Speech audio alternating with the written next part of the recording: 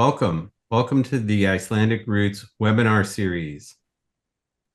This year marks 150 years since Icelanders left Iceland to come to Canada and to the United States at the settlements at Gimli and at Minnesota.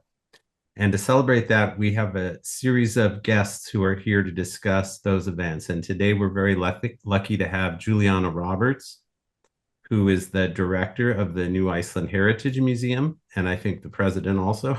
No, I have a president of the board of directors. I'm the executive director. Executive director, okay.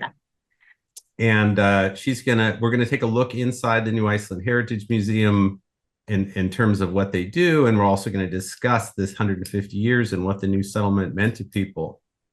And so just to kick things off, I'm going to turn it over to Julianna, who wants to show a video about the New Iceland Heritage Museum and the New Iceland Saga. Good afternoon, everyone. I'm Julianna Roberts. My maiden name is Gudbjörnsson, so I've got a good Julianna Gudbjörnsson is my handle before I got married. I'm the executive director here at the New Iceland Heritage Museum. I've been here. This is my 9th year. We tell the settlement of New Iceland. So we tell the story of when the Icelanders arrived through to present day. Our museum hosts 4,000 artifacts, as well as an archives, as well as a research library. So we have, people who are looking for family histories will come to us for history books, to which we often refer them on to Icelandic Roots because we don't have that extensive of a library. We are open 12 months of the year, 7 days a week. We have programs and events that happen all year long. We try to, we have Boladagar, we go along with the Icelandic calendar. We celebrate Sumardagar and Festi. Of course, the summer, we have many visitors from Iceland. So it's, when I started here, growing up in New Iceland, the Icelanders always went back to Iceland to find out where their relatives came from. And until I started working here at the museum, I didn't realize how reciprocal that was, because the Icelanders from Iceland come here to see what happened to their descendants. So, until I started here, I didn't really think about that other side of the story.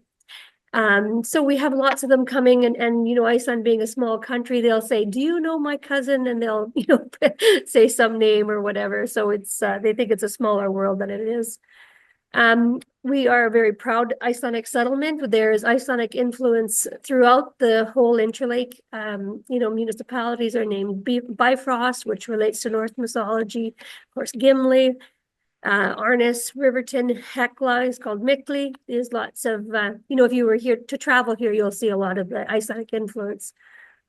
So I'm going to start you off with a little film. It's called the New Iceland Saga. It is part of our visitor experience. So when visitors come through the museum, this is where they start. And it's it's a good place to start because it helps them to understand why the museum exists and why we're called New Iceland, and kind of why we are who we are. So I will start that film, and I'll be back in about 10 minutes. Okay, so I thought we'd start off with some questions, and then you can, go off on tangents or whatever you want to do, whatever you think is useful. But I think it's important for people to understand what led to the establishment of New Iceland. And, the more you research it, the more layers there are. So my second great grandmother was with the Kinmount group, and I always thought, well, they were the first ones to go to New Iceland, but actually they met up with a group of people about the same size who were already in Ontario for a year or two, and they all traveled together. But maybe going back, just tell us a little bit about how it all got started. For sure. So in Iceland at the time when the immigration started, there was a large volcanic eruption. Askja had erupted and covered the whole island in huge amounts of ash. There was a plague that had hit the sheep as well. So there was nothing to feed the sheep, and the sheep were dying from a plague. There was no urbanization, so the families on the farms were getting larger, and really just, they were starving. It was also, they were ruled by the Danes, so there was no opportunity to own land. So they would be working and living on the land, but never getting ahead. And really, it was hard. And if you ever see pictures of the bathstovas and stuff in Iceland, you'll see that they lived on rock and mud and moss, and times were tough. My mom always talked about when my amma came from Iceland, and her mom, and she was a widow with 5 children, and she tried to sell some of her stuff before she came, got on the boat, and nobody would buy anything. Of course, they probably didn't have any money, and as she was pulling away from her farmstead, the neighbors were coming and taking all of the stuff that she had. So they, it was almost adding insult to injury. So the opportunity to come to Canada was offered, and it was offered as a better life. So things were terrible there. So they decided to take a chance on Canada. So they did like your grandmother, and they arrived in Kinmount. But once the second group came, they really, it wasn't sustainable. The land couldn't support the people that were there. And they also heard that there was an economic boom in Winnipeg. So they thought that they would go to Winnipeg. So they got on the train, and unfortunately the economic boom had ended the year before. So they were too late for that. In the meantime, John Taylor and Sigtryggur Jónsson had negotiated with the government and went on a scouting trip, and decided on this strip of land from Boundary Creek up to Hecla would be a good place for the settlers to make their home. So it's the western shore of Lake Winnipeg, and it goes, as I said, Boundary to Hecla up to number 8 highway. So it really is a strip of land. And so, as the film said, they arrived on October 21st, 1875. And if you know anything about Manitoba winters, you'll know that that is right on the cusp of the winter. And, in our museum, we show like they would have lived in canvas tents for the first little while. And that winter was known to be a very extremely harsh one. So they had they went from bad, and they came across on ships, and my amma was in the bottom of a, I don't remember what the right word is for the bottom of the ship, but, they were sick and dirty and puking, and people were dying, and they were throwing them off the side of the boats. And there's a story that the sharks followed the boats because they know that there would be something thrown over for them to eat. So when they got here to New Iceland, they'd already been through an ordeal, and so setting up their tents and making a home. And this tract of land there was a grasshopper plague that had kind of come through Manitoba, through the prairies, but it hadn't hit this area because it was wooded area. So they had to, clear land in order to settle as well. Does that answer your question? So that's just on that last point, like if you haven't been to Lake Winnipeg area, everything to the east is boreal forest, and around the lake is also kind of boreal forest that's been cut away to some extent. But really they were going into like a swampy forest that wasn't really ready for agriculture. No, not ready for agriculture, not ready for horse and carriage, nothing like that. It was just bush and mosquitoes, I'm sure. and big flies. Yeah. And so do you know, or can you tell us a little bit about the process of who got land, who settled where? When did people start to acquire farms? Because you mentioned the first year or two they got there, they were in these canvas tents, and they were starting to build structures. They probably had some temporary structures or even semi-permanent at Gimli. But then when did people start moving around and moving up the coast? And so they worked pretty fast to get those log cabins built. And so within the first winter, they had some built, and they continued on. In the second year, in 1876, another group of Icelanders came, but they also, some from Gimli went north, because that was actually where they were intended to go in 1875, was to present-day Riverton. It was called the White Mud River. That was the intended destination in 1875. So in 1876, a group went further north, and with the bigger group, who unbeknownst to them brought smallpox with them in their clothing, or something like that. It wasn't intentional for sure. So they moved up to Riverton, and they settled there, and they settled along amongst the indigenous population that was living there, called the Sandy Bay Reserve. The Sandy Bar Reserve, sorry. And so I really can't tell you when farms would have been started, but that they would have had to be, my avid came in 1930, and he had to clear land in order to build his log cabin. And there, surveying probably wasn't an exact science in those days. And he actually built his log cabin on the wrong piece of property and had to dismantle it and move it to the next piece of property. Oh boy. Oh boy. Yeah. So fishing, when they moved here, of course, Icelanders were used to and professionals at fishing on the ocean, but they weren't, they didn't know how to fish on a frozen lake. So that's where the indigenous population really, helped them to learn how to fish on the frozen lake. The indigenous fellow, John Ramsey, who I grew up knowing the story in Riverton, and he was an indigenous fellow who, when the smallpox hit the colony in Riverton, he actually went by dog sled to Winnipeg to get a doctor to come back to the colony. And while he was gone, his wife and two of his children died from smallpox. One did survive, but he, he's regarded with great admiration because he remained friends with the Icelanders. And he actually, in Riverton, there's one of the graves is Friðrjón Friðriksson, whose daughter passed away at the same time as John Ramsey, and John Ramsey asked if his daughter could be buried with Friðrjón's daughter. So in one of the graves is John Ramsey's daughter. John Ramsey's wife, Betsy Ramsey, who died from smallpox, is buried about 3 miles southeast of Riverton, and the grave is cared for by Icelandic River Heritage Sites. And John Ramsey, when he passed away, he asked if he could be brought, or his ashes could be brought and be buried with his wife as well. So he's actually buried 3 miles from Riverton. And we have our newest permanent exhibit pays tribute to John Ramsey and all that he did for the Icelanders when they arrived.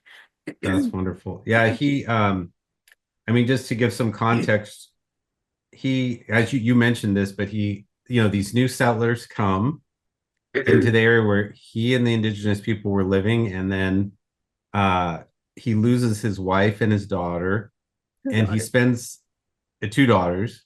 Did you say? Yeah. Yeah. And he spends the rest of his time caring for Icelanders who are sick, right? Isn't that? Yeah.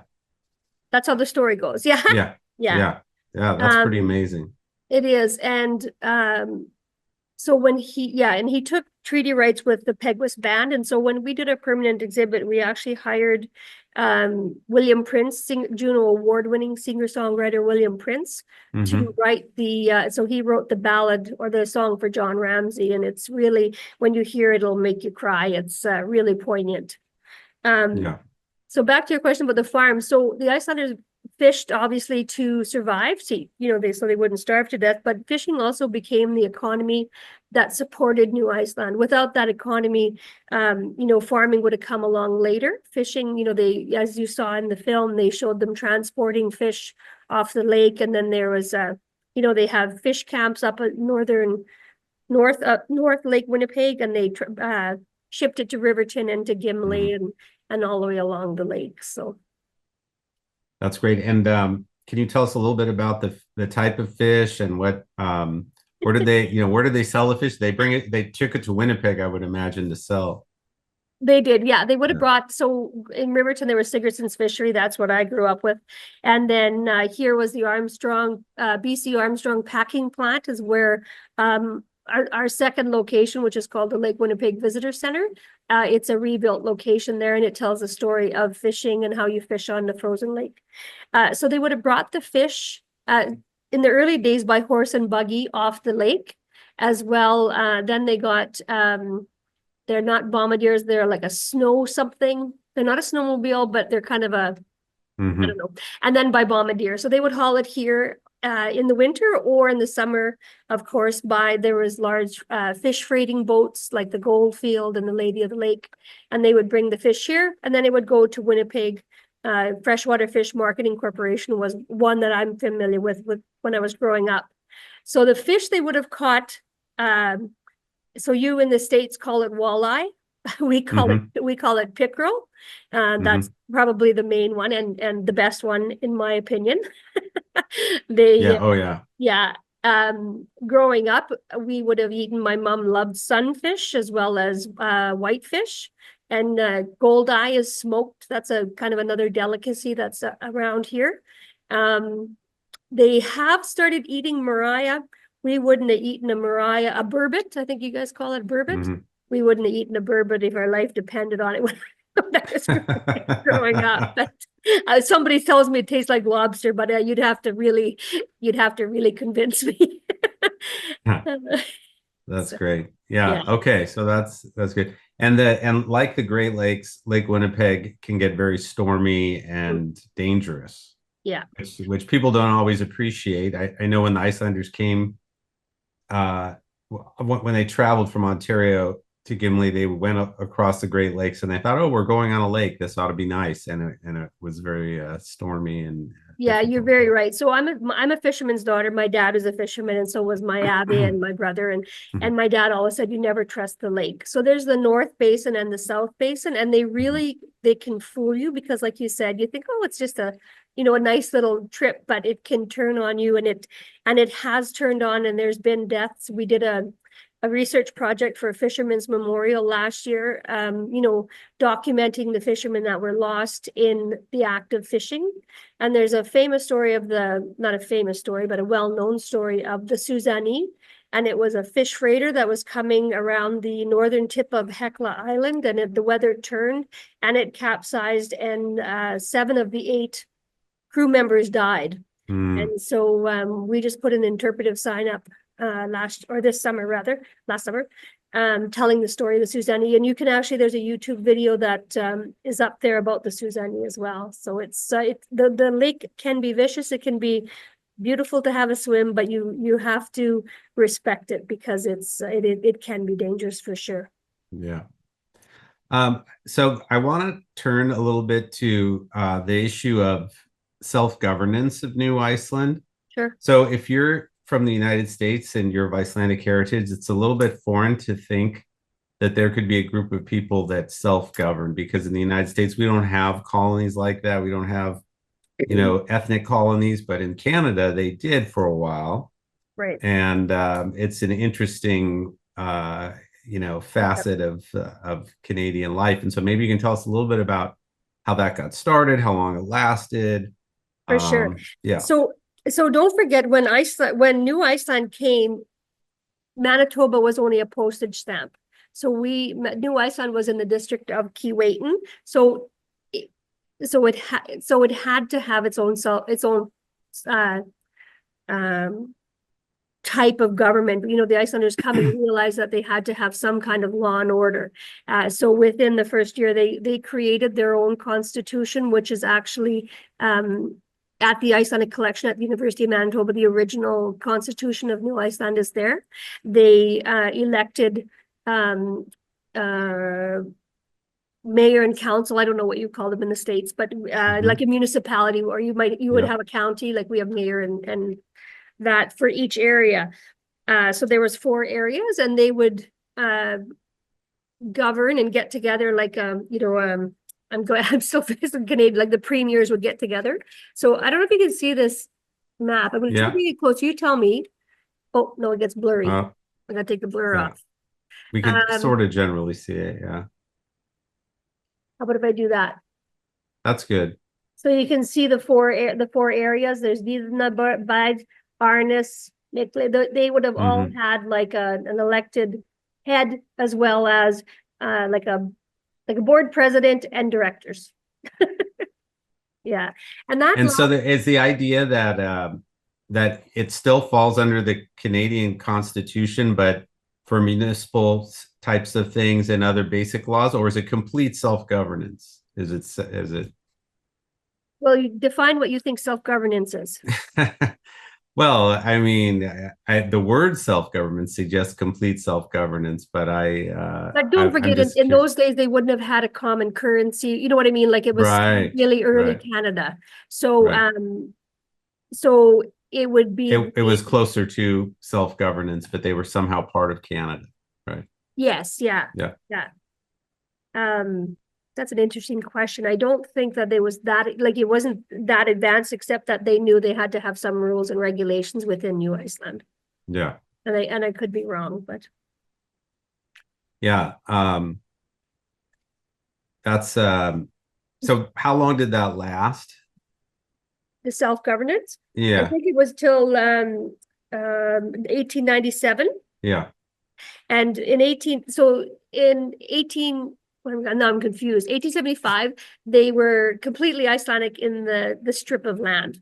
And then in 1881, Ukrainian settlers came and they actually like if you literally look at Manitoba, along the lake is the Icelanders, and then on the other side of number 8, between number 8 and number 7, was the Ukrainians. Like it was like they Hmm. just got a strip of land. And then in 1897, it became multicultural. Kind of they say they opened up their borders to everyone, kind of thing. So I would have to look up exactly the date for when the government ended. But I think it was about 1897. But Yeah, I think the film mentioned 1897, so that's yeah, probably right. Um, and I think also it's important for people to understand that there was no there was no country Iceland. It was a Danish colony.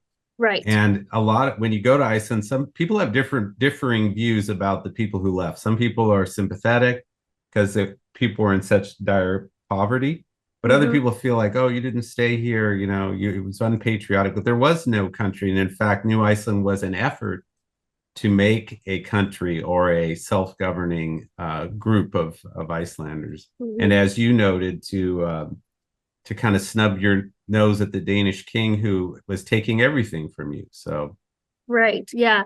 It's interesting because like you said, I also think of it as, they were looking for a better life. So I would think that people would be sympathetic, but you're right. yeah. There would be ones that think, well, you jumped ship, right? There's a story that goes, my mom always used to laugh about it, that there was a fellow who immigrated and they always wondered, they would send postcards home. So this was in the early 1930s or whatever.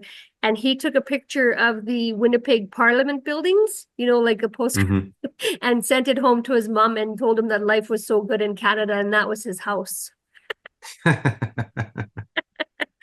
Yeah, he thought that was pretty Well, good. there are a lot of stories of people because of the photography business, which we all know is very popular.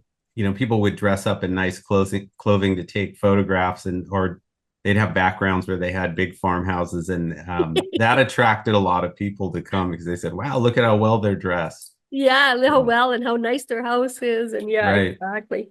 But it certainly wasn't an easy life when they got here either. Yeah. Okay, so after 1897, it became multicultural, and it's continued to uh, to grow that way. But can you tell us between then and now, which is 125 years, how has it found its identity? How does it fit in amongst all the other Icelandic communities? Um, we didn't mention that a group left to go to Mountain, North Dakota because things were difficult in the 1880s. Um, but maybe other Icelandic communities grew alongside it, but somehow New Iceland, perhaps because it was this effort to self-govern, maintains as kind of like the mother of Icelandic settlements. And is that something you see as the identity? I mean, I think most people do, even in the United States, to a degree, that um, that it's kind of the big center. Right. And we are the biggest population of Hmm. Icelanders outside of Iceland. So for Yeah. sure, we toot that as a horn. And um, so there's still a very strong identity for sure. And there was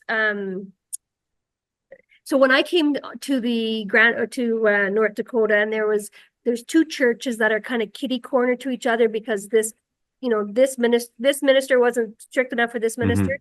That's kind of the same that happened with Paul Thorlickson and Jon Bjudnesen, and they were both ministers here within New Iceland, and one wasn't kind of strong enough or didn't preach the way the other guy thought he should have. So some left for North Dakota, as well as Balder, Manitoba, and Argyle, and there's one more. But yeah, so the question, so the consul always says he never feels so Icelandic as he does when he's here, because we work really hard to keep the Icelandic culture and traditions alive. So through programming through our museum, Icelandic was taught in the schools here up until 1985 or 86 or something like that. Like I took Icelandic instead of French. Right. There was, there's an Icelandic department at the University of Manitoba. I have a recreation degree with a minor in Icelandic studies. They're within the province, they work really hard to keep the Icelandic identity alive. Does that answer your question? Yes, that's a great answer. And I don't know how much this relates to your work at the museum, but the University of Manitoba Icelandic department, language department, and literature department, and the chair was all funded by farmers in the area who wanted, which is really astounding to me, that they pulled so much money together to fund an entire university department. But it also goes to show how literate Icelanders were, and especially, they were all farmers, right? But that's what was important to them, and to preserve. And the name of that committee is called Valuing Icelandic Presence. So it's to talk about that, when you say about gathering money when they really didn't have any, when the Icelanders first arrived here, there was the most literate society in the world. So, I think the literacy rate in Iceland is 98% or 99%. So when they first arrived here, somebody had handwritten a newspaper, and he actually went door to door to read the newspaper to share the news. So within, I think it was 1877, they had scraped together enough money to buy a printing press. And they actually started a newspaper called Framfari. And it, they gathered news, and they actually produced a newspaper really early on in the settlement. So they, somehow they scraped the money together, and it's, like I said, Icelanders are proud people. They want people to know their history. They want people to know their families. They want people to know that this was where they settled. This is where they came. And again, you've been here, Jason, so and Douglas has been here as well, is when you're driving along, you can see the Icelandic influence everywhere. There's heritage signs, blue heritage signs. There's markers where the Icelanders first landed. There's the smallpox memorial graveyard with a great big plaques, listing all the people who passed away from smallpox. There's the Vilhelmur Stephenson memorial. He was a great Icelandic explorer up in the Arctic. You go to Riverton, there's a Sigtryggur Jónsson statue. There's, what I mean? There's really a lot of Icelandic moments and people that the Icelanders here work hard to remember and make sure people know about.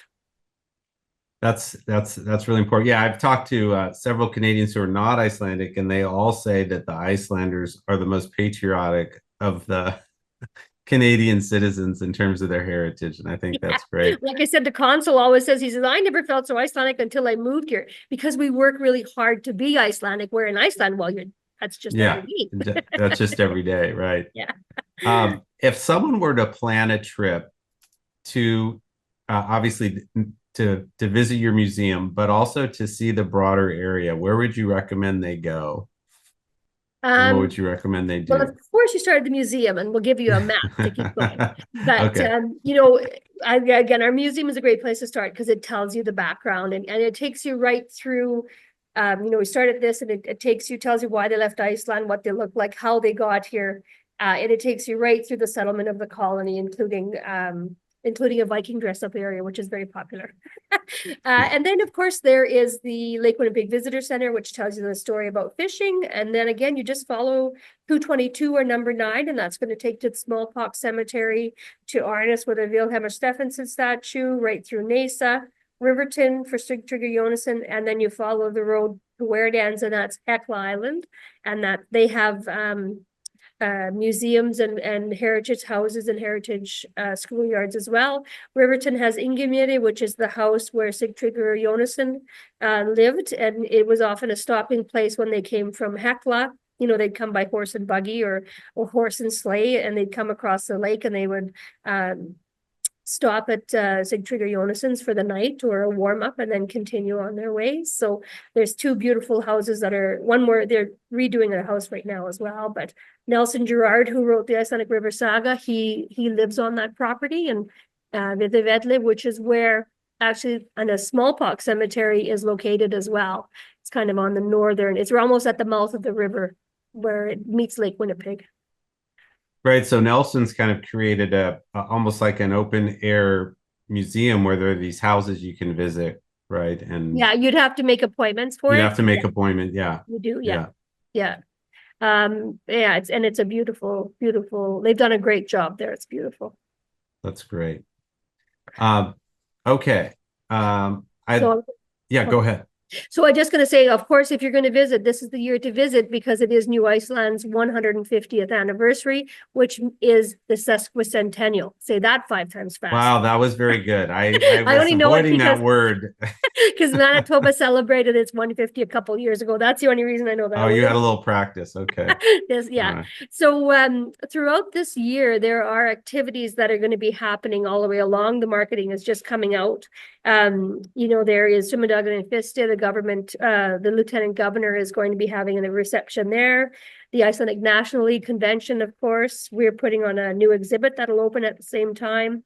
Jón Sigurdsson Day in Iceland, in Winnipeg on June 17th. Ingimiri and Riverton that we just spoke about, they're having an open house. They always have it on Canada Day, which is July 1st. The Gimli International Film Festival is bringing in some Icelandic programming. We are the New Iceland Heritage Museum. We're actually doing New Iceland tours. We'll do one in May, one in June, one in July, and we'll get on the Greyhound or Grey Goose bus and tour New Iceland. And of course, August, there's the Icelandic Festival, or Íslendingadagurinn, the Magnus Ver Magnus and Strongman competition. We're in talks with Reykjavik for the Menningarnótt, which is the culture night. So we're planning something in Iceland as well. And then of course, October will be the big month. So there's the Icelandic Canadian Frone in Winnipeg, which is a chapter of the Icelandic National League in North America. They are doing a tour of Winnipeg, historic Winnipeg, because of course there was a little Iceland in Winnipeg, in the older part of town. And then we are going to do the Walk to the Rock on October 21st, where we gather here and we walk out to the rock on Willow Island, where the Icelanders first landed. And that's going to be followed up with a Stefan Geir Stephenson lecture series here in the Johnson Hall. So those are some stuff that's a lot of stuff. I'm going to have to move there for about 6 months to exactly, or whip back and forth. Yeah, exactly. There's lots coming, and there'll be more, but that's kind of I've been organizing the groups to get together and just to make sure that we're not conflicting dates and stuff like that. That's great.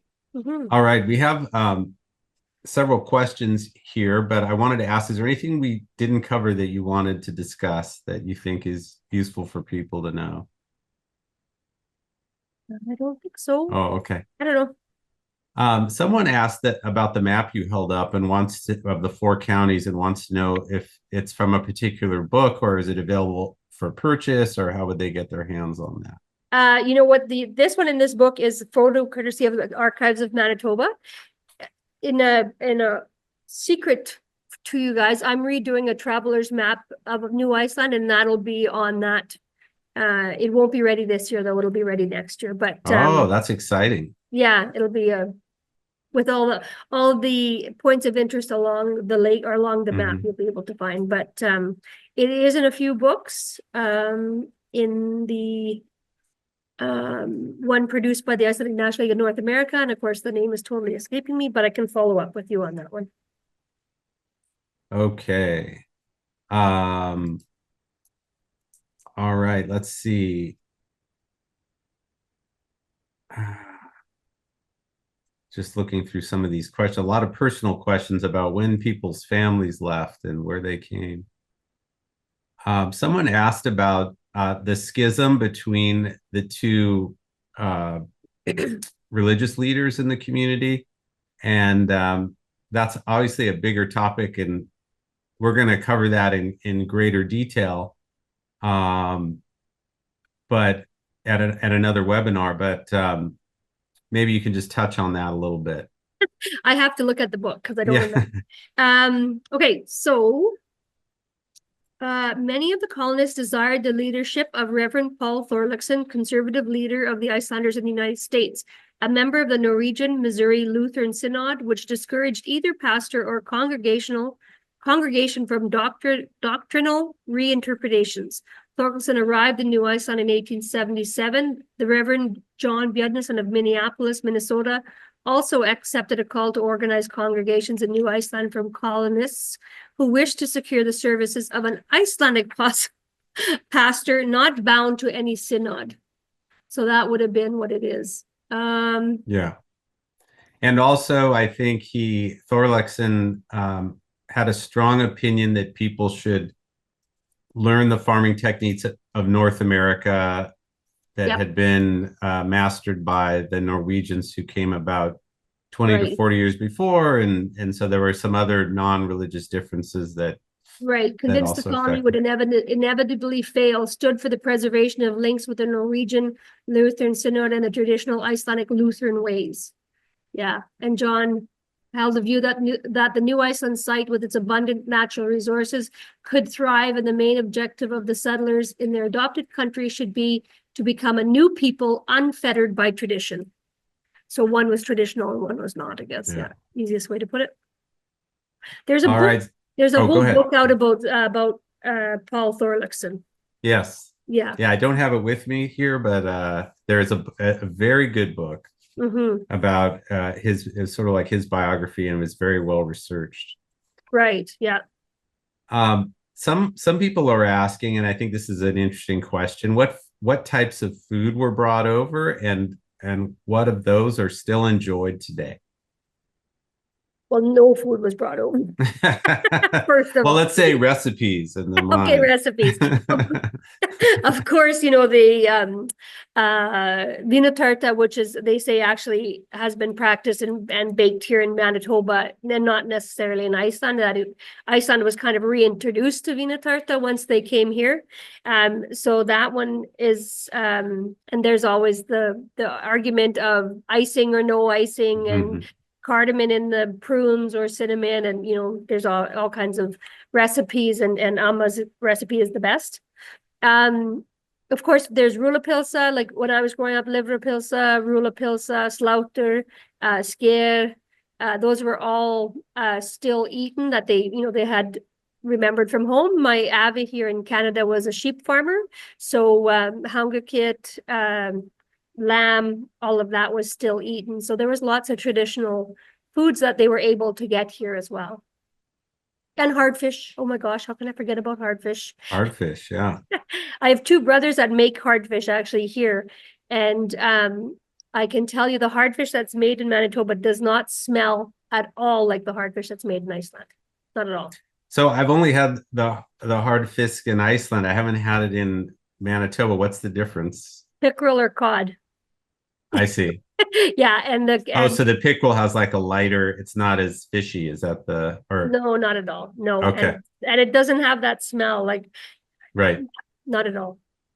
When I was growing up, my dad was a fisherman, obviously, and like I said, we'd have clotheslines in the basement hanging with hardfish. So we had hardfish all year long. All the time. All the time, yeah. Just at your disposal. Yeah. Okay. It looks like that answers most of the questions, and your answers are very thorough. So you covered a lot of the additional questions people had. let me just ask, what do you see for New Iceland for the future? Because I think that's really important, and that's what groups like Icelandic Roots are trying to do, is preserve our heritage and think about the future. But you've done incredible work to kind of create a physical space for people to come together, understand their heritage and the area, and what do you see for the future? That's a really interesting question. And I think all of the groups, and I know Icelandic Roots is no different in that, our volunteers are aging out. And we call it the passing of the guard. Lots of the supporters, like my mom and her peer group, they were volunteering and they were donors and supporters of the museum. And I think one of the biggest challenges for all of us, including board of directors and volunteers, is to get the youth involved. Yeah. And, I find that the youth, once they get married and have kids, all of a sudden they have this identity crisis and they want to know where they came from and who they're, all that stuff. So it's a matter of engaging the youth. I think that, within New Iceland, we still work really hard. There's still organizations that are working hard to preserve the story and to tell the story. Right. The world being what it is, it's hard to say. We are I'll speak on behalf of the museum, and I know, Icelandic River Heritage Sites. We are a nonprofit, so we rely on government funding for some of our operating. We rely on donations and donors. We are lucky enough that we have one full-time staff and one staff that's 30 hours a week, but we run on volunteers on the weekend. Matter of getting the volunteers involved and committed to the organization and to all of the organizations. We have 8,000 visitors that come through this museum every year, as well as 10,000 visitors that go through our visitor center. So we are, providing a visitor experience for 18,000 people on not very much money. So that's always a challenge, right? And that's the same with, Icelandic River Heritage Sites is Nelson Gerard and Wanda Anderson and them. And, you have to get the youth involved in order for that organization to continue as well. So I completely agree. I think that's really important. And if you go back to, it's not a hopeless cause, because if you go to some of the digitized newspapers of Icelandic newspapers, and you read some of the articles that up until the 1930s and 40s, most of the people that were involved were the people who came here from Iceland, and they were writing articles and remembering Iceland. And then as you get into the 50s, 60s, 70s, it's people who knew their parents were from Iceland or their grandparents, and they would write about what they knew secondhand. And there's been these transitions before, so I think we need to get the youth involved and keep things going. But it can happen. And for me, it was an easy thing to focus on, because I grew up in an Icelandic household. My parents spoke Icelandic. When I got the Julianna, I knew I was in trouble. But and it was really, and so when I got university, and then the Icelandic was offered as a minor, it was an easy thing for me to be involved in, because it gave me a community again that, when you go to a big university, you kind of lose it. And then when you find it, you kind of stick with it. So, that is difficult. You're right. Yeah. Good. Well, thank you so much for coming and talking to us. I think everybody learned an incredible amount. You covered so much ground. And I think we're all really happy to have not only seen the video, but talk to you a little bit about all that you're doing and all the activities. I've got to buy my plane tickets now after this. So. That's right. So thank you so much, and we appreciate it. Yeah, you're very welcome. No problem. Have a great day. You too. Bye-bye.